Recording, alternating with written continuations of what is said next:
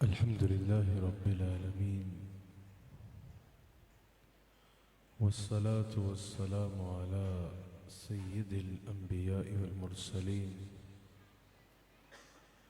أما بعد فقد قال الله تبارك وتعالى في القرآن الكريم أعوذ بالله من الشيطان الرجيم بسم الله الرحمن الرحيم ألا إن أولياء الله لا خوف عليهم ولا هم يحزنون صدق الله العظيم وصدق رسوله النبي الكريم۔ سچا ہمارا مالک اور سچا ہمارا خالق کہ سوا اس واحد و یکتا کے کوئی عبادت کے لائق نہیں، اور سچے ہیں اس کے پیارے حبیب آپ کے اور میرے آقا و مولا رحمت للعالمین خاتم النبیین حضرت سیدنا و مولانا محمد الرسول اللہ صلی اللہ علیہ وآلہ وسلم کہ جن کے ذکر کی اس خوبصورت محفل میں میں اور آپ حاضر ہیں۔ الحمدللہ ہمارے مرشد کریم صدارت فرما رہے ہیں۔ اللہ کریم ہم سب کو اس محفل کی برکات سے استفادہ کرنے کی توفیق عطا فرمائے، اور اللہ اور اس کے رسول کی محبت میں ہمارا یہاں جمع ہونا اللہ تعالی ہماری آخرت کے لیے اس کو وسیلہ نجات بنا دے۔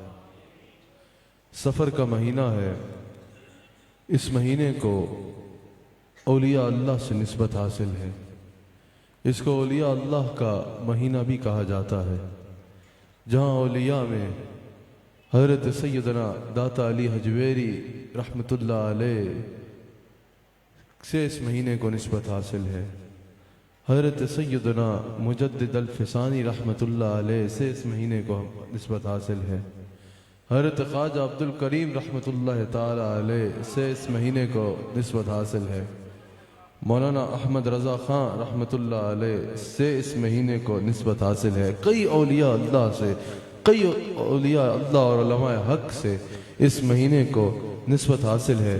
اولیاء اللہ کا مہینہ ہے۔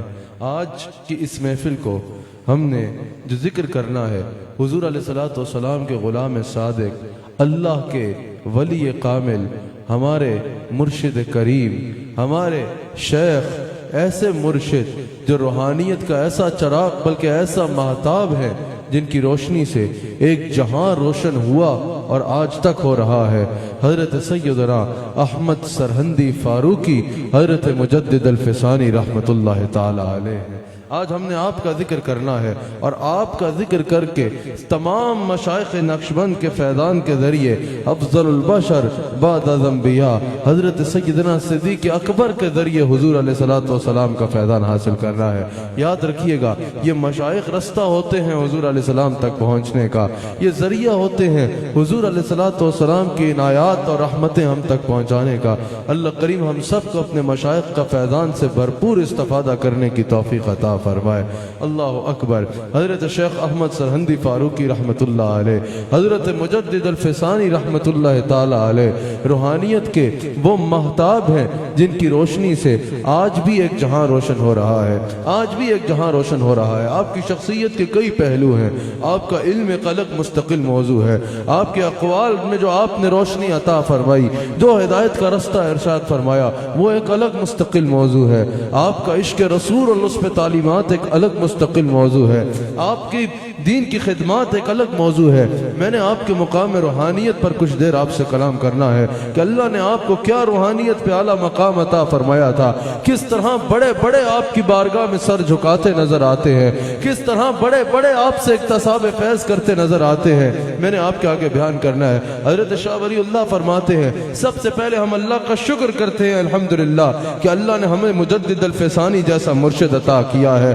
ہم یہ فخر سے کہہ سکتے ہیں کہ ہمارے سلسلے کی جو روایات، ہمارے سلسلے کا جو تعارف حضرت سیدنا امام احمد سرہندی فاروقی حضرت امام ربانی نے پیش کیا ہے، ہم چیلنج سے کہتے ہیں کوئی اس پہ انگلی اٹھا کے تو دکھائے، کوئی اس پہ انگلی اٹھا کے تو دکھائے۔ الحمدللہ ہمارے سلسلے میں ایک چیز بھی ایسی نہیں ہے، سلسلہ نقشبند میں مجددیوں کے طریقے میں کوئی ایک چیز بھی ایسی نہیں ہے جو قرآن و سنت کے خلاف ہو، کوئی ایک چیز بھی ایسی نہیں ہے جس کا قرآن و سنت سے ثبوت نہ دیا جا سکے، کوئی ایک بات بھی ایسی نہیں ہے جس کا ثبوت حضور علیہ السلام کی مجلس سے نہیں ملتا۔ الحمدللہ جو مدینہ منورہ کی مجلس میں حضور علیہ السلام کی مجلس مبارکہ میں طریقے ہوئے، اسی طریقوں پہ الحمدللہ نقشبندی سلسلہ قائم ہے، اور دیگر بھی سلاسل طریقت الحمدللہ اسی پہ قائم ہے۔ ہم شکر ادا کرتے ہیں اللہ کا کہ اللہ نے ہمیں ایسا شیخ عطا فرمایا۔ یہ کہنے کا مقصد یہ نہیں کہ باقی سلاسل میں نہیں، الحمدللہ جتنے بھی حق پہ طریقے ہیں ان سب کا وہی انداز ہے جو حضور علیہ السلام کا اور حضور علیہ السلام کے صحابہ کا انداز تھا، حضور علیہ السلام کے صحابہ کا انداز تھا۔ لیکن الحمدللہ ہمارے شیخ حضرت احمد سرہندی فاروقی رحمت اللہ علیہ، حضرت مجدد الفسانی رحمت اللہ علیہ، آپ کی پہچان ہی یہ ہے کہ شریعت کی جو پاسداری آپ نے کی اس کی مثال کہیں نظر نہیں آتی، اس کی مثال کہیں نظر نہیں آتی۔ حضرت شاہ ولی اللہ رحمت اللہ علیہ ارشاد فرماتے ہیں کہ حضرت مجدد الفسانی رحمت اللہ علیہ کی محبت ایک پیمانہ ہے۔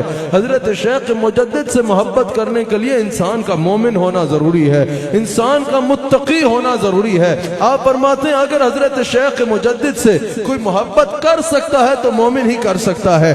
فاسق و فاجر کے دل میں آپ کی محبت آ ہی نہیں سکتی۔ فاسق و فاجر کے دل میں، شریعت کا مذاق اڑانے والے کے دل میں، شریعت کو اور اس طریقت کو ذریعہ معاش بنانے والے کے دل میں حضرت شیخ مجدد کی محبت آ ہی نہیں سکتی۔ شیخ مجدد کی محبت دل میں ہونے کے لیے انسان کا مومن ہونا ضروری ہے۔ ہاں لیکن امام ربانی کی محبت میں وہ تاثیر ہے کہ اگر کوئی فاسق و فاجر بھی آپ سے محبت کرے گا، اگر کوئی فاسق بھی آپ کے قریب آئے گا، آپ اس کے دل کو نور ایمان سے ایسا منور کر دیں گے، نہ صرف پاک ہوگا بلکہ آگے لوگوں کو پاک کرنے والا بن جائے گا۔ یہی آپ نے تصوف کی تعریف بھی بیان کی نا، یہ بھی تصوف کی تعریف میں سے ایک تعریف بیان کی گئی۔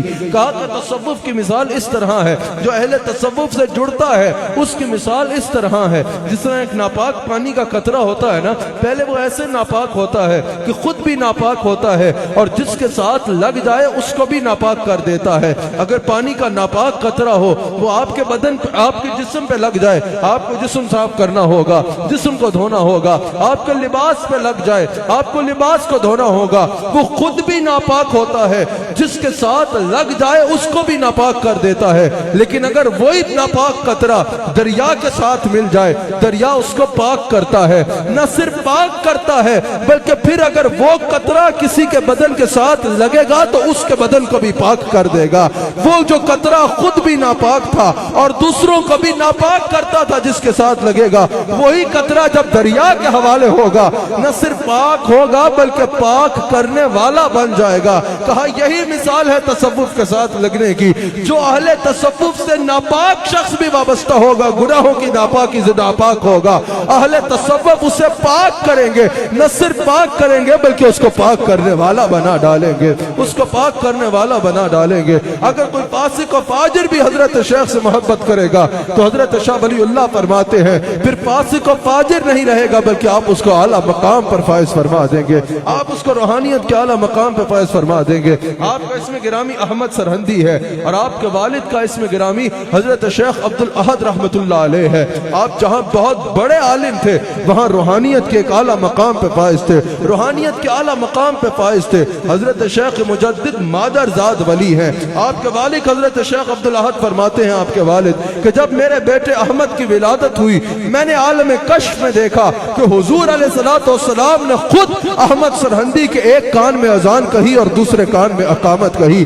پیدا ہوتے ہی جس کو یہ مقام ملا کہ حضور نے اپنے لب زبان مبارک سے اس کے کان میں اذان کہی، اس ذات کو احمد سرہندی کہا جاتا ہے، اس ذات کو احمد سرہندی کہا جاتا ہے۔ آپ نے اپنی ابتدائی تعلیم اپنے والد کے زیر سایہ حاصل کی اور آپ نے اپنی ابتدائی روحانی منازل بھی اپنے والد کے زیر سایہ طے فرمائی، والد کے زیر سایہ طے فرمائی۔ اور آپ فرماتے ہیں جب جب میں نے علم ظاہر حاصل کر لیا، اور یہ بھی یاد رکھیے گا آج لوگ کہتے ہیں بھئی صرف علم جو ہے وہ باطن ہی ہے، علم کتاب کی کوئی حیثیت نہیں، علم کتاب والے کو کیا لگے کہ علم باطن کیا ہے؟ بولے بھئی علم باطن کی کوئی بڑی مثال دو تو کہتے ہیں آصف بن برقیہ کو دیکھ لو، حضرت داتا صاحب کو دیکھ لو، اب اگر پہلی امتوں میں دیکھنا ہے تو آصف بن برقیہ کو دیکھ لو، اس امت میں دیکھنا ہے حضرت غوث اعظم کو دیکھو، حضرت داتا صاحب کو دیکھو، حضرت شیخ مجدد کو دیکھو۔ بھائی یہ سب وہ اولیاء ہیں جنہوں نے قرآن کا علم حاصل کیا، حدیث کا علم حاصل کیا،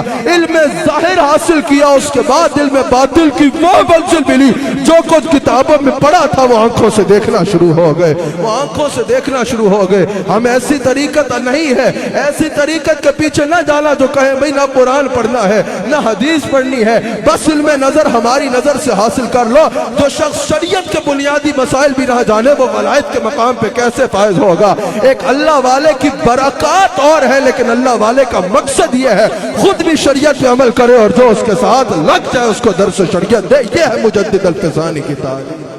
حضرت شیخ مجدد فرماتے ہیں اب سنو کہ علم ظاہر حاصل کرنے کے بعد علم باطن کیسے ملتا ہے۔ حضرت شیخ مجدد فرماتے ہیں کہ جب میں نے علم ظاہر حاصل کر لیا نا تو آپ فرماتے ہیں کہ ایک دفعہ میں نے عالم کشف میں دیکھا حضرت مولا کائنات میرے پاس تشریف لاتے ہیں، حضرت علی میرے پاس تشریف لاتے ہیں، اور حضرت علی نے فرمایا احمد سرہندی میرے پاس آؤ، میں تمہیں علم افلاک سکھانے آیا ہوں، یعنی آسمان کے نیچے جو کچھ ہے وہ تو تم نے پڑھ لیا نا، آؤ اب میں تمہیں آسمان کے اوپر کی باتیں بتانے آیا ہوں، میں تمہیں علم افلاک سکھانے آیا ہوں۔ اور حضرت شیخ مجدد فرماتے ہیں عالم کشف میں نے مولا کائنات حضرت علی رضی اللہ تعالیٰ عنہ سے علم افلاک سیکھا۔ اور یاد رکھیے گا مجددی ہو ہی نہیں سکتا وہ شخص جس کو مولا علی کے نام سے تکلیف ہوتی ہے، وہ مجددی ہو ہی نہیں سکتا نعرہ حیدری سے جس کے منہ پہ پھٹکار آتی ہے، وہ مجددی ہو ہی نہیں سکتا علی کا ذکر جس کو پریشان کرتا ہے۔ آؤ میں بتاتا ہوں اس خشک بندے سے نہ سیکھو کہ علی کی محبت کیا ہوتی ہے۔ آؤ مجدد الفسانی رحمت اللہ علیہ کا قول رکھتا ہوں، حضرت شیخ مجدد فرماتے ہیں وہ ولی ہو ہی نہیں سکتا جو دروازہ علی کا سوالی نہیں بنتا، اگر ولایت چاہیے تو دروازہ علی پہ سوالی بن کے جانا ضروری ہوگا۔ یہ شیخ مجدد نے فرمایا ہے کہ ولایت کی مہر علی کے ہاتھ میں ہے، جس میں علی مہر لگائے گا وہ ولی ہے، علی کی مہر کے بغیر کوئی ولی ہو نہ جانے تم نے یہ ذکر علی کو چھوڑ دینا، اس کے مجدد تم ہو سکتے ہو لیکن مجدد الفسانی نے تو کہا ہے کوئی ولی ہو ہی نہیں سکتا جو علی سے محبت نہیں کرتا۔ صرف محبت نہیں کہا ولایت چاہیے تو دروازہ علی کا سوالی بننا ضروری ہو، دروازہ علی کا سوالی بننا ضروری ہوگا۔ اللہ اکبر۔ حضرت شیخ مجدد کا علم دیکھو تو مولا علی سے ملا ہے، اگر سلسلہ دیکھو تو سلسلہ نقشبند کے فیضان کے قاسم کا نام مجدد الفسانی ہے۔ اللہ اکبر۔ سلسلہ دیکھنا چاہو تو افضل البشر بعد از انبیاء صدیق اکبر کے سلسلے کے قاسم ہیں، فیضان کے قاسم ہیں۔ علم دیکھنا چاہو طریقت ملی تو ابو بکر صدیق سے ملی، علم ملا تو مولا علی سے ملا۔ اور یاد رکھنا شخصیت کی تعمیر میں نا نسب کا بہت اہم کردار ہوتا ہے۔ کسی کے بھی بارے میں جاننا ہو تو ہم پوچھتے ہیں بتاؤ کس گھرانے سے تعلق رکھتا ہے، کس گھرانے سے تعلق رکھتا ہے۔ اگر گھرانہ اچھا ہو تو اس کو اچھا تصور کیا جاتا ہے، گھرانے کی شہرت بری ہو تو اس کو بھی برا تصور کیا جاتا ہے۔ اگر کوئی کسی سے رشتہ بھی قائم کرے تو پوچھتے ہیں کہ بھئی کس خاندان کا ہے، اگر خاندان اچھا ہو تو اس کو اچھا سمجھا جاتا ہے، خاندان کی شہرت بری ہو تو اسے برا سمجھا جاتا ہے۔ اگر کوئی ہم سے پوچھے تمہارے پیر مجدد الفسانی کا خاندان کیا ہے تو ہم فخر سے بتائیں گے 21 پشتے پیچھے جا کے احمد سرہندی کے جد اعلیٰ کا نام عمر بن خطاب رضی اللہ تعالیٰ عنہ ہے، عمر بن خطاب رضی اللہ تعالیٰ عنہ ہے۔ بھائی نسب کی بڑی اہمیت ہوتی ہے، حالانکہ حضرت شیخ خود بھی ولی کامل، آپ کے والد بھی ولی کامل، آپ کا دادا بھی ولی کامل، آپ کا پردادا بھی ولی کامل، اور 21 پشتے پیچھے جا کے حضرت فاروق اعظم رضی اللہ تعالیٰ عنہ آپ کا جد اعلیٰ ہے۔ حضرت خضر اور حضرت موسیٰ کا سفر ہوا نا، جب دو نوجوانوں کے لیے دیوار قائم کی، موسیٰ اور خضر دیوار قائم کر رہے ہیں۔ حضرت موسیٰ نے حضرت خضر سے پوچھا ان جوانوں کے لیے اتنی عنایت کی وجہ کہ خضر اور موسیٰ دیوار قائم کر رہے ہیں، جوانوں کے لیے دیوار بنا رہے ہیں، ان کے مال کی حفاظت کے لیے۔ قرآن نے حضرت خضر کے جواب کا ذکر کیا۔ حضرت خضر علیہ السلام نے فرمایا کان ابوہما صالحا، وجہ یہ ہے کہ انہاں دا ابا نیک سی، ان کا باپ نیک تھا۔ مفسرین نے بعض نے کہا 14 پشتے پیچھے باپ نیک تھا، بعض نے کہا 7 پشتے پیچھے باپ نیک تھا۔ 7 پشتے پیچھے یا 14 پشتے پیچھے باپ خالی نیک ہو، صالح ہو تو اولاد کو یہ اجر ملتا ہے کہ خضر اور موسیٰ ان کے مال کی حفاظت کے لیے دیوار تعمیر کر رہے ہیں، جس کا باپ بھی ولی، جس کا دادا بھی ولی، جس کا پردادا بھی ولی، اور 21 پشتے پیچھے جا کے جس کے جد اعلیٰ کا نام عمر بن خطاب ہے۔ سوچو اس مجدد الفسانی کے مقام کا عالم کیا حضرت کیا بات ہے مجدد الفسانی کی۔ طریقت ہے تو کس کی؟ صدیق اکبر کی۔ شہزادے ہیں تو کس کے؟ فاروق اعظم کے۔ شاگرد ہیں روحانی طور پہ تو کس کے؟ مولا علی کے۔ یہی تو وجہ ہے ہم کہتے ہیں جمال ذات صدیقی، جلال ذات فاروقی، کف عثمان ید حیدر مجدد الفسانی۔ توحید کے زیور مجدد الفسانی ہے، نوید ذل پیغمبر مجدد الفسانی ہے۔ ہاتھ اٹھا کے بولو فخر سے جمال ذات صدیقی، میرے ساتھ کہو جمال ذات صدیقی، جلال ذات فاروقی، کف عثمان ید حیدر مجدد الفسانی۔ حضرت شیخ مجدد فرماتے ہیں، حضرت شیخ مجدد فرماتے ہیں کہ میں نے حضرت غوث اعظم کے اقوال میں پڑھا کہ حضرت غوث اعظم نے فرمایا کہ اللہ میری دعا سے تقدیر مبرم میں بھی تبدیلی فرما دیتا ہے۔ وہ فرماتے ہیں بہت عرصہ میں اس خیال میں رہا کہ تقدیر مبرم تو اللہ کی جانب سے وہ مضبوط تقدیر ہے جس میں تبدیلی ممکن ہی نہیں ہے، جس میں تبدیلی نہیں ہونی۔ تو حضرت غوث اعظم کی دعا سے اللہ تقدیر مبرم بدل دیتا ہے، اس کا مطلب کیا ہے؟ آپ فرماتے ہیں مجھ پہ روحانیت کے باب کھلتے گئے، لطائف کھلتے گئے، میں روحانیت کے باب طے کرتا رہا، آخر مجھ پہ تقدیر مبرم کی حقیقت کھلی۔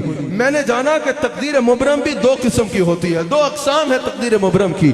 ایک تقدیر وہ ہے جو صرف اللہ کے علم میں ہے اور کسی کے علم میں نہیں ہے، صرف اللہ کے علم میں ہے، اللہ کے خاص علم میں ہے۔ آپ فرماتے ہیں یہ وہ مضبوط تقدیر مبرم ہے جس میں تبدیلی نہیں ہونی، جس میں تبدیلی نہیں ہوگی۔ اور آپ فرماتے ہیں ایک تقدیر وہ ہے، تقدیر مبرم کی ایک قسم وہ ہے کہ جو لوح محفوظ میں لکھ دی جاتی ہے اور فرشتے اس کو پڑھ لیتے ہیں۔ آپ فرماتے ہیں یہ وہ تقدیر ہے جو لوح محفوظ میں لکھ دی جاتی ہے کہ اگر اللہ کا کوئی کامل ولی کسی بات پہ قسم کھا لے اور اللہ کا حضور ہاتھ اٹھا لے تو اللہ اپنے ولی کے کہنے پہ اس میں تبدیلی فرما دیتا ہے، اللہ اس میں تبدیلی فرما دیتا ہے۔ اور حضرت شیخ مجدد کہتے ہیں اللہ نے فقیر کو بھی یہ مقام عطا کیا ہے، اگر فقیر اللہ کی بارگاہ میں ہاتھ اٹھا لے اللہ فقیر کے کہے کہ لاج رکھتا ہے، جو عرض کرے اس کو تحریر فرما دیتا ہے۔ حضرت شیخ مجدد نے یہ فرمایا اور اس کی مثال بھی موجود ہے۔ حضرت شیخ مجدد کے شہزادے ایک اور استاد سے پڑھا کرتے تھے۔ آپ نے ایک دفعہ اپنے شہزادوں کے استاد کو دیکھ لیا، آپ نے فرمایا اس سے نہ پڑھا کرو۔ کہا کیا وجہ ہے؟ کہا اس کے ماتھے پہ بدبخت لکھا ہے۔ لوگوں نے کہا کہ وہ شہزادے بھی آپ کے تھے۔ انہوں نے کہا کہ حضور اگر آپ کے گھر آنے کے باوجود بھی بدبختی رہے تو یہاں آنے کا فائدہ کیا؟ آپ نے آنکھوں کو بند فرمایا، آنکھوں کو کھولا، کہا اس کا کچھ نہیں بن سکتا۔ حضور وجہ؟ کہا ان کاغذوں میں بھی یہ بدبختی لکھا ہے۔ شہزادوں نے کہا حضور پھر آپ کے پاس آنے کا فائدہ کیا ہے؟ آپ نے آنکھوں کو بند کیا، ایک جلد کی کیفیت میں چلے گئے، آپ نے آنکھوں کو کھولا، کہا اس کے ماتھے سے بھی بخت مٹا دیا گیا ہے، ان کاغذوں میں بھی اس کا نام خوشبختوں میں شامل ہو گیا۔ आज हम शेख मुजद्दिद का तसव्वुर करके कहते हैं हुजूर हमारे पे भी ऐसी नजर करम हो, हमारा नाम बदबख्तों में ना आए बल्कि अल्लाह के मुकर्रब बंदों में हमारा नाम आ जाए, अल्लाह के मुकर्रबीन में हमारा नाम आ जाए। हजरत शेख को अल्लाह ने यह मकाम रूहानियत अता फरमाया था।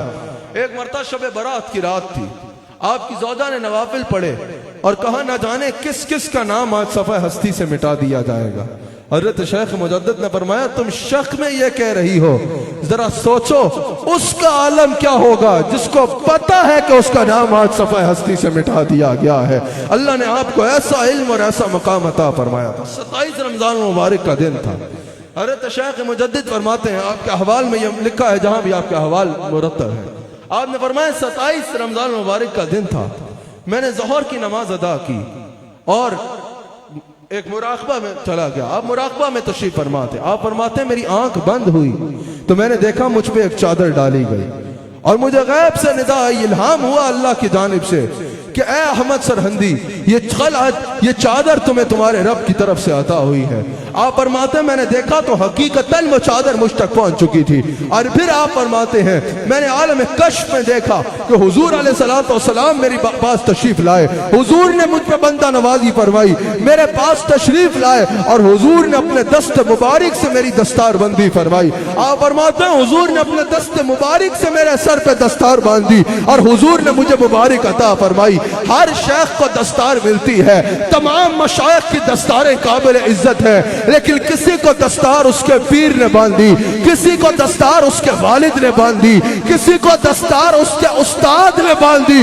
मुजद्दिद अल-फ़साली उसको कहते हैं जिसको दस्तार किसी और ने नहीं बल्कि खुदा मिला के लाल ने अता फरमाई है। और सुन लो दुनिया वालों, सुन लो काल खोल के, हर दौर में कोशिश हुई, किसी ने इक्तदार के जरिए इस शिमले को झुकाने की कोशिश की, किसी ने तकरीर के जरिए इस शिमले पे दाग लगाने की कोशिश की, किसी ने तहरीर के जरिए इस दस्तार को दागदार करने की कोशिश की, किसी ने 2 शेरों के जरिए इस दस्तार को झुकाने की कोशिश की, लेकिन झुकाने वाले झुक गए। ये शिमला हमेशा से बुलंद है और क़यामत तक बुलंद रहेगा, क्योंकि यह मुजद्दिद का शिमला बुलंद करने वाला कोई और नहीं, खुद हमारे मुस्तफा अलैहिस्सलाम। सुन लो कान खोल के, हज़रत शेख मुजद्दिद को इज्जत मिली है तो अल्लाह की बारगाह से मिली है, दस्तार मिली है तो दस्त मुस्तफा से मिली है।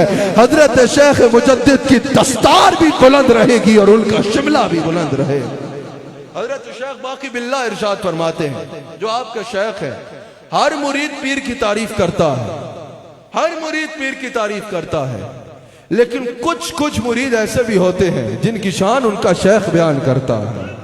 हज़रत शेख बाकी बिल्लाह रहमतुल्लाह अलैह इरशाद फरमाते हैं कि मैं समरकंद और बुखारा में मार्फत के बीज इकट्ठे करता रहा। आप फरमाते हैं मैंने समरकंद और बुखारा में मार्फत के बहुत से बीज इकट्ठे किए, वो सारे के सारे मैंने सरहंद में काश्त कर दिए, यानी सब के सब मैंने अहमद सरहंदी के सीने में मौजन कर दिए। और फिर उन बीजों ने ऐसे शजरे सायादार की सूरत अपनाई कि आज तक जमाना उनसे फैज़याब हो रहा है। हज़रत बाकी बिल्लाह इरशाद फरमाते हैं मैंने एक चिराग देखा जिसकी रोशनी बढ़ती जा रही है, यहाँ तक कि उसकी रोशनी पूरे जहां को रोशन कर रही है और लोग उससे अपने चिराग जलाने लग पड़े। आप फरमाते हैं उस चिराग का नाम अहमद सरहंदी है।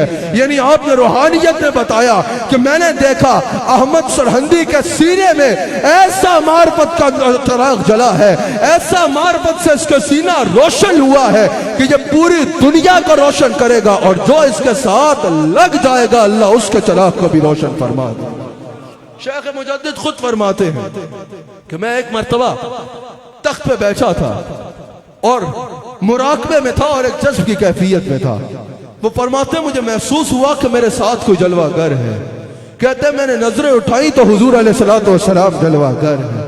हुजूर अलैहिस्सलातु वस्सलाम रौनक अफरोज थे और हुजूर ने फरमाया मैं तुम्हें 2 चीजों का इजाजतनामा देने आया हूं। हजरत शेख मुजद्दिद फरमाते हैं हुजूर ने मुझे अपने दस्ते हक से 2 चीजें लिख के दी। आप फरमाते हैं जो कागज लिख के दिया उसका मतन यह था پہلے لکھا تھا کہ میں تمہیں دنیا میں لطائف عظیمہ کی خوشخبری دیتا ہوں، روحانیت میں تمہیں لطائف عظیمہ پہ فائز کر دیا، اور آخرت میں تمہیں عنایات کثیرہ کی خوشخبری دیتا ہوں۔ دنیا میں تمہیں لطائف عظیم ملیں گے اور آخرت میں تمہیں عنایات کثیر ملیں گی۔ پھر آپ فرماتے ہیں حضرت خضر علیہ السلام اکثر میرے پاس تشریف لائے اور آپ نے مجھے علم لدنی عطا فرمایا۔ پھر آپ فرماتے ہیں اکثر ایسا ہوا کہ حضرت خضر علیہ السلام اور حضرت الیاس علیہ السلام دونوں میرے پاس تشریف لائے اور ڈھیر علم و معارف لے کے آئے، اور وہ سب کے سب علوم اور معارف انہوں نے میرے سینے میں موجن فرما دیے۔ حضرت پیران پیر حضرت سیدنا شیخ عبد القادر جیلانی غوث اعظم رضی اللہ تعالی عنہ، آپ نے اپنی حیات کے آخری عرصے میں، آخری دنوں میں اپنا جبہ اپنے شہزادے کو عطا فرمایا، اور فرمایا ایک عرصے کے بعد ہند میں ایک شیخ آئے گا، یہ جبہ اس کو پہنچانا ہے۔ آپ کی کئی پشتوں کے بعد، آپ کی کچھ پشتوں کے بعد آپ نے اپنے شہزادے حضرت شیخ کمال الدین کے خواب میں ارشاد فرمایا کہ میرا یہ جبہ ہند میں سرہند میں ایک شیخ احمد سرہندی اس کو پہنچا دیا جائے۔ پھر آپ نے اپنے پوتے کے ذریعے وہ جبہ حضرت سیدنا مجدد الفسانی تک پہنچایا، اور حضرت سیدنا مجدد الفسانی نے وہ جبہ زیب تن فرمایا جو غوث اعظم کی امانت تھا۔ کیا بات ہے مجدد الفسانی کی! اگر ان کی دستار دیکھو تو بارگاہ مصطفیٰ سے ملی ہے، اگر ان کی طریقت دیکھو تو صدیق اکبر سے ملی ہے، اگر ان کا نسب دیکھو تو فاروق اعظم سے ملتا ہے، اگر ان کا علم دیکھو تو مولا علی سے ملا ہے، اگر ان کا جبہ دیکھو تو غوث اعظم سے ملا ہے۔ احمد سرہندی پیر تو ہم نقشبندیوں کے ہیں، شیخ تو ہم مجددیوں کے ہیں، رہنما اور بادشاہ تو ہمارے ہیں، لیکن ہر سلسلے کا فیضان جس ذات میں موجود ہے اس ذات کو مجدد الفسانی کہا جاتا ہے، اس ذات کو شیخ احمد سرہندی فاروقی کہا جاتا ہے۔ یہی وجہ ہے کہ حضرت خواجہ خواجگاہ حضرت خواجہ عبد الکریم رحمت اللہ تعالی علیہ اپنی کتاب ہدایت الانسان میں ارشاد فرماتے ہیں کہ وہ حضرت شیخ مجدد کا سلسلہ میرا سلسلہ وہ سلسلہ ہے کہ کسی اور سلسلے میں 100 قدم اٹھا کے حضرت شیخ عبد الکریم رحمت اللہ علیہ نے، خواجہ عبد الکریم رحمت اللہ علیہ نے ہدایت الانسان میں حضرت شیخ مجدد کا یہ قول نقل کیا ہے کہ حضرت شیخ مجدد نے فرمایا فقیر کے سلسلے میں وہ ایک قدم سے جو سفر طے ہوتا ہے کسی اور سلسلے میں 100 قدم سے وہ سفر طے ہوگا، یعنی اور سلاسل 100 قدموں کے بعد جو سلسلہ سفر طے کراتے ہیں میرے سلسلے میں ایک قدم سے وہ سفر طے ہو جائے۔ حضرت قادر عبد الکریم رحمت اللہ علیہ نے حضرت شیخ مجدد کا یہ قول بھی نقل کیا۔ آپ فرماتے ہیں میرا سلسلہ یعنی حضرت شاہ نقشبند کا سلسلہ، یعنی حضرت سیدنا صدیق اکبر کا سلسلہ، نقشبندی سلسلہ، آپ فرماتے ہیں یہ اس سلسلے کا حضور کی بارگاہ کا سب سے زیادہ مقام قرب حاصل ہے۔ آپ نے فرمایا اس کی وجہ یہ ہے کہ یہ سلسلہ ملتا ہے صدیق اکبر سے، اور آج بھی جو قرب مصطفیٰ سیدنا صدیق اکبر کو حاصل ہے وہ کسی اور کو حاصل نہیں ہے۔ آخر میں آپ کو خوشخبری سناؤں حضرت مجدد سے جو وابستہ ہے، الحمدللہ ہم حضرت شیخ مجدد سے وابستہ ہے۔ شیخ مجدد جلوہ گر ہے، ایک جنگ کی کیفیت میں آیت تلاوت کرتے جا رہے ہیں، وَأَمَّا بِنِعْمَةِ رَبِّكَ فَحَدِّثْ۔ مریدین نے پوچھا حضور کیا ہوا؟ آپ نے فرمایا ابھی مجھے الہام ہوا ہے کہ اللہ نے فرمایا احمد سرہندی ہم نے تمہیں بخش دیا ہے، اور قیامت تک جو بل واسطہ یا بلا واسطہ تمہارے سلسلے میں مرید ہوگا ہم نے اس کو بھی بخشنے کا فیصلہ فرمایا۔ اور آپ نے فرمایا پھر اللہ تعالیٰ کی طرف سے مجھے اس بشارت کو سنا دینے کا حکم ہوا۔ شیخ مجدد فرماتے ہیں اللہ نے مجھے یہ مقام عطا فرمایا ہے، قیامت تک جو میرے سلسلے میں بالواسطہ یا بلا واسطہ مرید ہوگا اللہ نے مجھے اس کا چہرہ بھی دکھا دیا ہے، نام بھی بتا دیا ہے، نسب بھی بتا دیا ہے، ٹھکانہ بھی بتا دیا ہے، چاہوں تو ایک ایک کا سلسلہ بیان کر سکتا۔ الحمدللہ اللہ نے ہمیں شیخ مجدد کا مرید بنایا۔ ایک دفعہ شیخ میرک نامی شخص آپ کی بارگاہ میں حاضر ہوتے ہیں، شیخ میرک آپ کی بارگاہ میں حاضر ہوئے، کہا کہ 3 سوال ہیں ان کا جواب دیں، آپ کا بڑا ذکر سنا ہے۔ آپ نے فرمایا سوال کرو۔ وہ سوال کرنے لگا، آپ نے کہا ٹھہرو، سوال بتانے تم نے ہیں، جواب میں نے بتانے ہیں، یہ تمہارے دل کے سوال بھی میں بتاؤں اور جواب بھی میں بتاؤں۔ اس نے کہا یہ ہو جائے تو کیا ہی کہنا. آپ نے بنایا پہلا سوال تو مقام صدیق اکبر پہ پوچھنا چاہتا ہے, یہ لے یہ تیرا سوال ہے اور یہ اس کا جواب ہے. دوسرا سوال تو میرے خاندان کے پس منظر پہ پوچھنا چاہتا تھا, یہ تیرا سوال ہے اور یہ اس کا جواب ہے. تیسرا سوال تو میرے مرشد باقی باللہ کے بارے میں پوچھنا چاہتا تھا, یہ تیرا سوال ہے اور یہ تیرا جواب ہے. آپ کے قدموں پہ گر گیا, کہا جس کا غلام ایسا ہے اس کے آقا کا عالم کیا ہے. آخری بات, آپ کے مقام روحانیت کا ایک اور بڑا منظر دنیا نے تب دیکھا جب جہانگیر کو سجدہ کیا جاتا تھا. جہانگیر کو سجدہ کیا جاتا تھا. لوگوں نے یہاں تک فتوے دے دیے کہ مصلحتاً بادشاہ کو سجدہ تعظیم جائز ہے. حضرت مجدد تک بات پہنچی, آپ نے فرمایا سجدہ اللہ کے سوا کسی کو بھی کیا جائے تو حرام. جہانگیر کو پتا چلا, جہانگیر نے کہا ان کو میرے پاس بلایا جائے. آپ تشریف لے گئے. لوگوں کو بڑی تکلیف ہوتی ہے, اللہ والے بادشاہوں کے پاس کیوں جاتے ہیں بھائی, یا بادشاہ اللہ والوں کے پاس کیوں آئیں. اور بھائی بادشاہ کے پاس اللہ والے جائیں گے تو اسے بھی علم دین سکھانے جائیں گے, اور اگر کوئی بادشاہ اللہ والوں کے پاس جائے گا تو اس بادشاہ کو بھی اللہ والے حقیقتاً روحانیت کا بادشاہ بنائیں گے. اللہ والوں کا کام اصلاح کرنا ہے, اور اللہ والوں کا یہ سلسلہ جاری ہے اور جاری رہے گا. وہ اور لوگ ہیں, وہ اور آج کل آپ کو نظر آتی ہوگی ایک عجیب تکفیری مہم چلی ہوئی ہے, یہ بھی کافر, وہ بھی کافر, تو بھی کافر, وہ بھی کافر, وہ بھی کافر, میں بھی کافر, سارے ہی کافر, کافر ہی کافر بنائے جا رہے ہیں معاذ اللہ. ایک تکفیری مہم چلی ہوئی ہے, اس کا اہل تصوف سے کوئی تعلق نہیں ہے. ہاں جس پہ شریعت حکم لگاتی ہے اس حکم کے پابند ہے اہل تصوف بھی اور سارے, اور وہی حکم بیان کرتے ہیں. لیکن یہ جو مفت میں تکفیر کی فیکٹری ہے, یہ اولیاء اللہ کا کام نہیں ہے کہ جس کو دو سامنے آئے اس کو کافر بنا دو. اولیاء اللہ اور زاہد خوش میں یہی فرق ہے. زاہد خوش سے اور تو کچھ کرنا نہیں ہوتا, مسلمانوں کو کافر بنانے لگ پڑتا ہے, اور اہل تصوف کافروں کو مسلمان بنایا کرتے ہیں. جس کو آپ کو پتا ہے نا, مسلمانوں کو کافروں کو مسلمان کرنا مشکل کام ہے.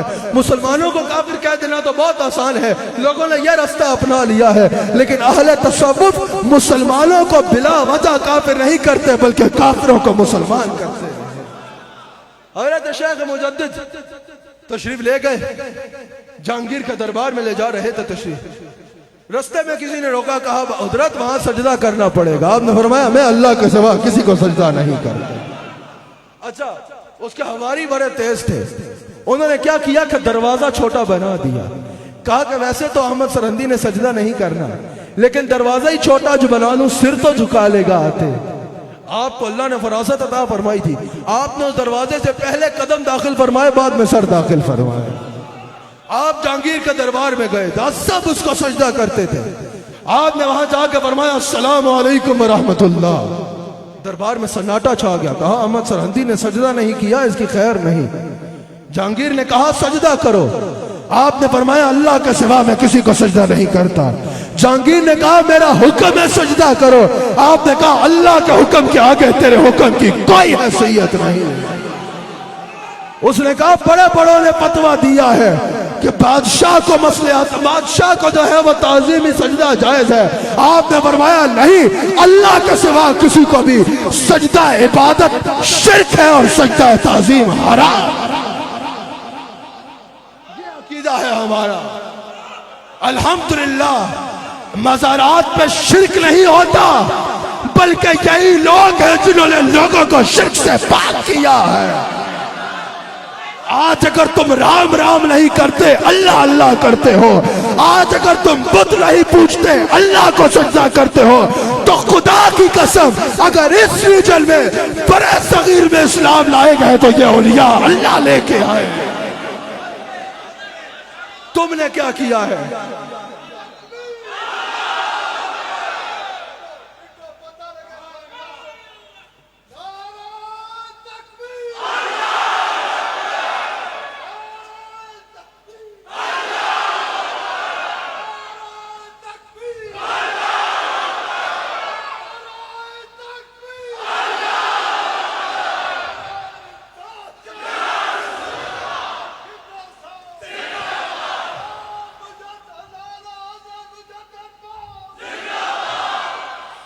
اگر اس ریجن میں اسلام آیا ہے تو یہ اولیاء اللہ لے کے آئے ہیں، اولیاء اللہ لے کے آئے ہیں۔ اللہ اکبر، اللہ اکبر۔ آپ نے فرمایا اللہ کے حکم کے آگے تیری حکم کی کوئی حیثیت نہیں، اور الحمدللہ ہماری کسی بھی مستند خانقاہ میں قبروں کو سجدے نہیں ہوتے۔ اگر کوئی قبروں کو سجدہ کر رہا ہے، اگر عبادت سمجھ کے کر رہا ہے تو شرک کر رہا ہے، تعظیم میں کر رہا ہے تو یہ بھی حرام ہے۔ سجدہ اللہ کے سوا کسی کو جائز نہیں۔ اگر کہیں ہو رہے ہیں جو کر رہا ہے اس پہ ایمان، تجدید ایمان لازم ہے، اور اگر کوئی دیکھ رہا ہے کرتے اور روک نہیں رہا تو وہ گمراہ ہے، پیر طریقت نہیں،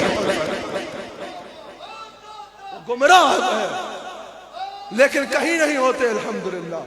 اگر کوئی کر رہا ہے تو اس کو پکڑ کے دیکھنا آیا کہاں سے ہے، تمہیں پتہ چل جائے گا،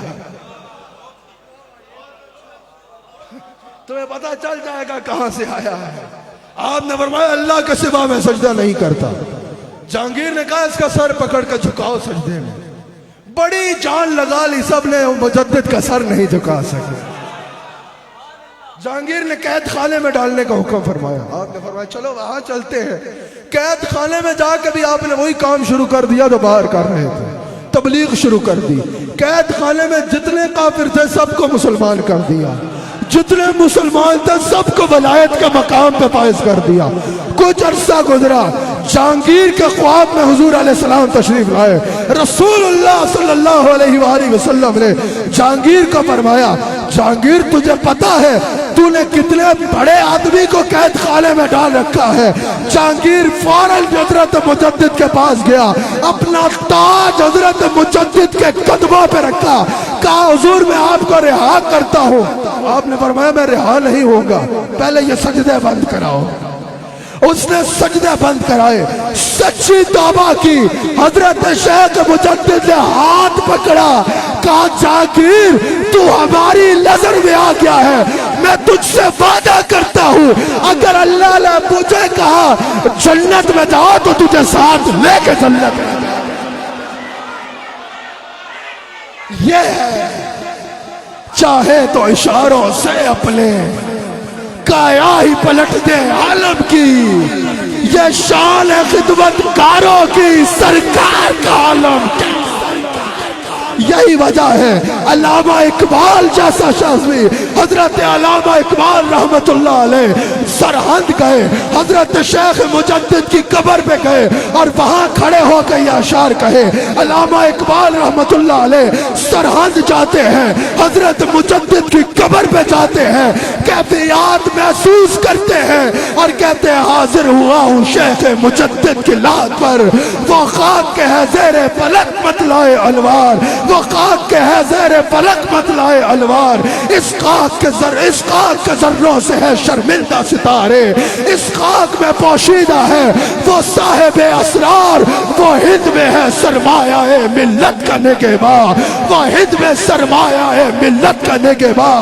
اللہ نے کیا جس کو پر وقت خبردار، گردن نہ جھکی جس کی جہانگیر کے آگے، گردن نہ جھکی جس کی جہانگیر کے آگے، گردن نہ جھکی جس کی جہانگیر کے آگے، ہے جس کے نفس کرم سے ہی گرمی احرار۔ اور یا حضرت شیخ مجدد احمد سرہندی رحمت اللہ علیہ، ہم علامہ اقبال کی زبان سے ہی آپ کی بارگاہ میں ایک استغاثہ کرتے ہیں کہ 300 سال سے ہے ہند کے میخانے بند، اب مناسب ہے تیرا فیض عام ہو اے ساقی۔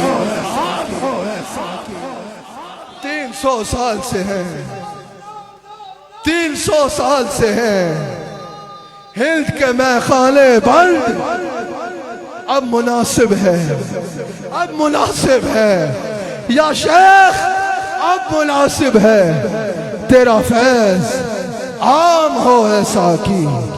اللہ تعالی ہمیں ہمارے اعلی حضرت، ہمارے ہادی و رہنما، ہمارے اعلی حضرت، ہمارے والی و نگہباں حضرت احمد سرہندی فاروقی رحمت اللہ تعالی علیہ کے فیضان میں سے حصہ عطا فرمائے۔ اللہ اکبر. یہ جو میں نے کہا نا یہ سارا فیضان آپ میں موجود ہے, یہ سارا فیضان آپ میں موجود ہے. ایک بار آپ میرے ساتھ کہو گے لوگوں کو پتہ چلے مجددی بے سرے نہیں ہوتے سمجھ آئی ہے نا, مجددی خشکے بھی نہیں ہوتے اور بے سرے بھی نہیں ہوتے. بفر کیا ہمیں جو وجد آتا ہے نا وہ اللہ اللہ اللہ اللہ اللہ اللہ کی صدا میں. یہ یاد رکھنا نقشبندی بے سرے نہیں ہوتے, جامی بھی نقشبندی تھے. نقشبندیوں میں مولانا جامی بھی موجود ہے.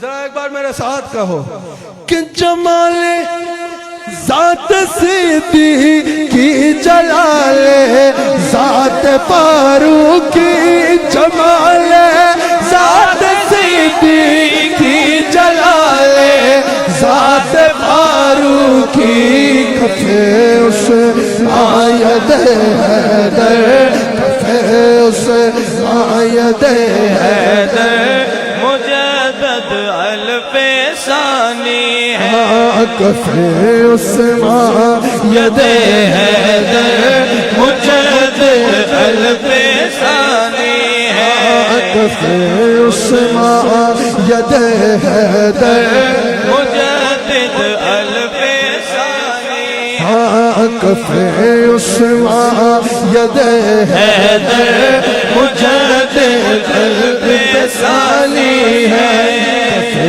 اس آیت حیدر مجدد الف ثانی رخ توحید کے زیور مجدد الف ثانی ہے. رخ توحید کے زیور مجدد الف ثانی ہے نبی دے ذل پیغمبر مجدد الف ثانی ہے. نبی دے ذل پیغمبر مجدد الف ایک بار سب ہاتھ اٹھا کے کہو نبی دے ذل پیغمبر مجدد الف ثانی ہے نبی دے ذل پیغمبر مجدد الف ثانی ہے. اللہ تعالیٰ اس مجلس کو اپنی بارگاہ میں قبول فرمائے. اللہ تعالیٰ ہم سب کو حضور علیہ السلام کا نمک حلال اور وفادار رکھے. اللہ تعالیٰ پاکستان کی حفاظت فرمائے. اللہ تعالیٰ افواج پاکستان کو مزید بڑھ کے پاکستان کی دفاع جس طرح کر رہے ہیں, پوری قوم کو ان پہ ناز ہے, اللہ تعالیٰ ان کو مزید برکات عطا فرمائے.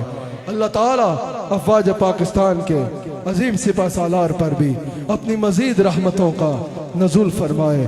اللہ تعالیٰ ہم سب کو حضور علیہ السلام کا وفادار اور نمک حلال رکھے.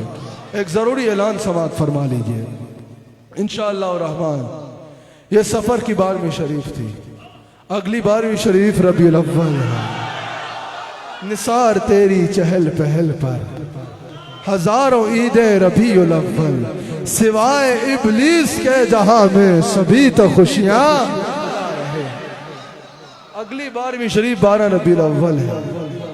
حضور علیہ السلام کا یوم ولادت ہے, یوم ولادت ہے. عجیب, میرے سے کسی نے کہا بھئی پچھلے دنوں یہ 12 ربیع الاول یوم ولادت نہیں ہے, آپ فلاں ربیع الاول, میں کہوں گا نہیں ان کی تبلیغ میں کیوں کروں, آپ فلاں ربیع الاول کو ولادت منائیں. میں نے کہا بھائی صاحب آپ منا رہے ہیں نا, تقریر کے لیے میں آؤں گا. کہا نہیں نہیں ہم تو نہیں مناتے. میں نے کہا تکلیف اور ہے, بکواس اور ہے, اگر اور ہے تو تم مناؤ نا, تقریر کا ہم کریں گے آ کے اور تمہارے ساتھ منائیں گے. الحمدللہ حضور علیہ السلام کا یوم ولادت جس مہینے میں بھی منایا جائے ہم منانے کو تیار. سازش ہے ان پہ نہ جانا. 12 ربیع الاول آقا علیہ السلام کا یوم ولادت ہے. کون کون تیار ہے اس کے لیے؟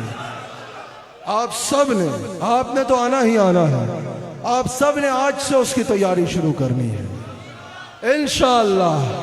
اللہ تعالیٰ کے فضل و کرم, حضور علیہ السلام کی رحمت اور سیدہ کائنات سلام علیہا کے صدقے سے انشاءاللہ 12 रबीउल अव्वल को ईदगाह शरीफ में अल्लाह ने चाहा इंशाअल्लाह तो हर साल से बढ़ चढ़ के इंशाअल्लाह एक फकीदुल मिसाल जश्न मनाया जाएगा आका अलैहिस्सलाम की आमद का, जिसमें इंशाअल्लाह हजारों की तादाद में हुजूर अलैहिस्सलाम के गुलाम शरीक होके हुजूर की आमद का जश्न मनाएंगे। आप सब ने न सिर्फ खुद आना है बल्कि दोस्तों को भी साथ लाना है, घर वालों को भी साथ लाना है, बच्चों को साथ लाना है, सबको साथ लेके आना है। भरपूर तैयारी करनी है, भरपूर तशहीर करनी है अपने अपने इलाकों में, भरपूर लोगों को दावत देनी है और सब संगियों को बताना है कि ईद ईदगाह में मनानी है। 12 रबीउल अव्वल अहले ईमान की ईद है और ये ईद कहाँ मनानी है? ईदगाह में मनानी है। 12 रबीउल अव्वल करिए। आप अहबाब को मेरे ख्याल से मुझे ज़्यादा ज़ोर दे के दावत की ज़रूरत नहीं, क्योंकि आप सबको अपनी ज़िम्मेदारियों का यकीनन एहसास है कि आप सब अहबाब ने अकेले नहीं आना, काफ़िले लेके 12 रबीउल अव्वल को ईदगाह शरीफ तशरीफ़ लाना है, हमारे साथ मिल के आका अलैहिस्सलाम की आमद का जश्न मनाना है। अल्लाह ताला हम सबको हुजूर अलैहिस्सलाम का वफादार और नवा खलाल रखे।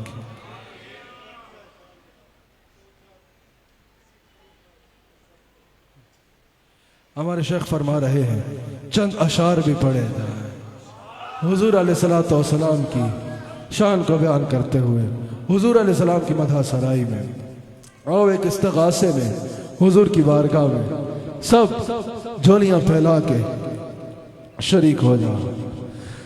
आपके कदमों में आना मेरा काम था, मेरी बिगड़ी बनाना आपका काम है।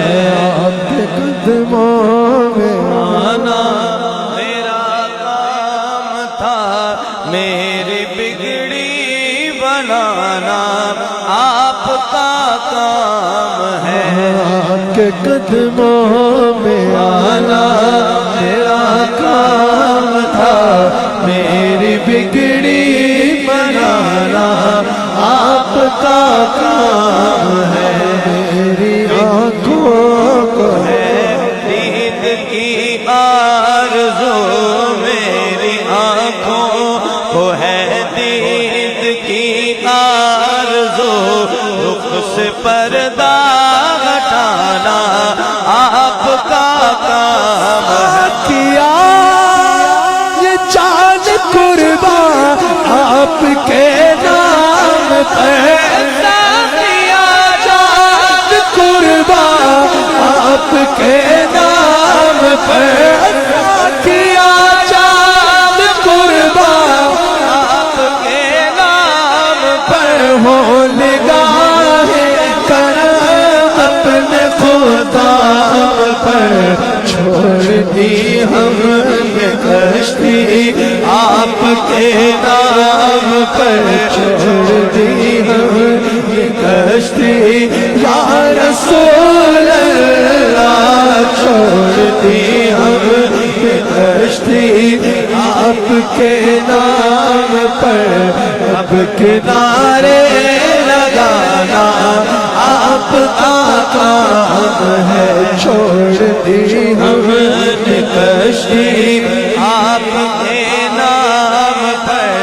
अब किनारे लगाना आपका काम। मेरे दिल में फकत आपका राज है, मेरे दिल में फकत आपका राज है, मेरे दिल में फकत आपका राज है।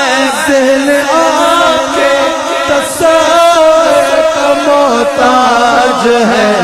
एक निगाहे करम ही मेरी राज है, एक निगाहे करम या रसूल अल्लाह, एक निगाहे करम ताज तारे हर में, एक निगाहे करम या रसूल अल्लाह, एक निगाहे करम या रसूल अल्लाह, एक निगाहे करम ही میری علاج ہے راج میری دیوانہ آپ کا کام ہے نگاہ کرم ہی میری علاج ہے میری نبھانا آپ کا کام ہے آپ نے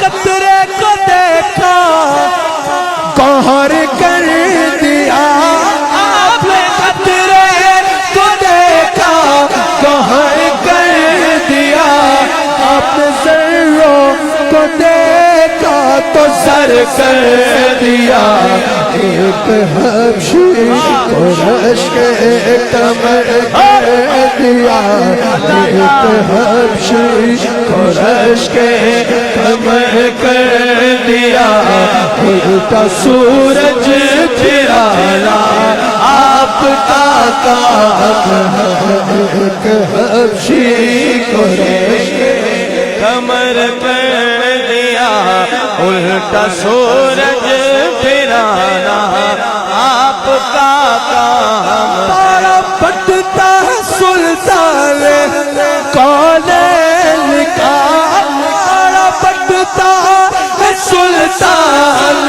کونین کا صدقہ مولا علی صدقہ حسنین کا صدقہ ہند الولی واس ثقلین کا حاضری ہو گئی یہ دن آپ ہے صدقہ ہند الولی واس ثقلین کا حاضری ہو میری یہ بھی انعام ہے آپ کے چاکت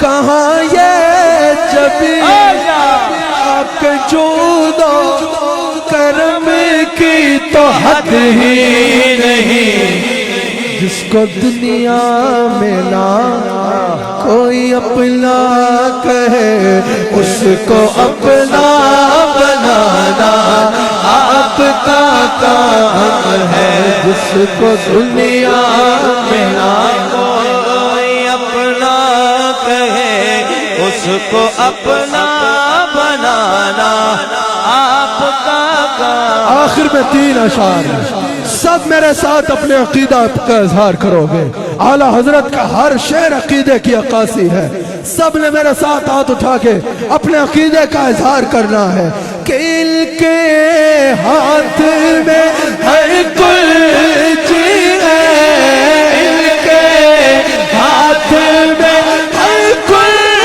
چیز ہے ان کے ہاتھ میں ہر کل چیز ہے ان کے ہاتھ میں ہر کل چیز ہے مالک کل ہے لاتے یہ ہے مالک کل ہے لاتے یہ ہے مالک کل ہے لاتے عرب ہے موتی یہ ہے کاس رب ہے موتی کاس رب ہے موتی یہ ہے کاس رزق سے کا ہے کھلاتے یہ ہے رزق سے کا ہے کھلاتے یہ لاکھ بلائے لاکھ بلائے لاکھ بلائے کروڑا دشمن لاکھ بلائے کروڑا دشمن لاکھ بلائے کروڑا دشمن کون بچائے بچاتے یہ کون بچائے بچاتے یہ کون بچائے بچاتے یہ کون چاہے مچاتے اور اپنی بلی ہم آپ بگاڑے کولے بنائے بناتے یہ کولے بنائے اور اپنے پرم سے ہم ہلکوں کا پلہ بھاری ہاں پلہ بھاری پلہ بھاری ہر محاذ پہ پلہ بھاری کراتے یہ اللہ آتے آتے کاسے اللہ آئی نہ کر کوثر اللہ آئی نہ کر کوثر اللہ آتے ساری کثرت آتے یہ ہے ماتم گھر میں ماتم گھر میں ایک نظر سے شادی شادی نچاتے یہ ہے شادی شادی آتے یہ ہے شادی شادی چاہتے یہ ہے اوے کہہ دو رضا سے خوش ہو کہہ دو رضا سے خوش رہ کہہ دو رضا سے خوش ہو خوش رہ کہہ دو رضا سے خوش ہو خوش رہ کہہ دو رضا سے خوش ہو خوش رہ کہہ دو رضا سے خوش رہ کہہ دو رضا سے خوش ہو خوش رہ مجدار رضا کا سناتے مجدار رضا کا سناتے مجدار رضا کا سناتے مجدار رضا کا سنا دے یہ ہے قصر دنا تک کس کی رسائی چاہتے یہ ہے آتے فیض جلیل خلیل سے پوچھو آگ میں باغ کھلاتے یہ ہے آگ میں باغ مرکز میں بلدوں کا تھپک کے میٹھی نیندیں سلاتے یہ ہے اور ٹھنڈا ٹھنڈا میٹھا میٹھا ٹھنڈا ٹھنڈا میٹھا میٹھا ٹھنڈا ٹھنڈا میٹھا میٹھا پیتے ہم ہیں پلاتے یہ ہے پیتے ہم ہیں پلاتے کی ڈارت سے پل سے پار لگاتے اور فیض جلیل خلیل سے پوچھو آگ میں باغ کھلاتے یہ چلتی چائے او چلتی چائے بجھاتے یہ ہے روتی آنکھ ہسا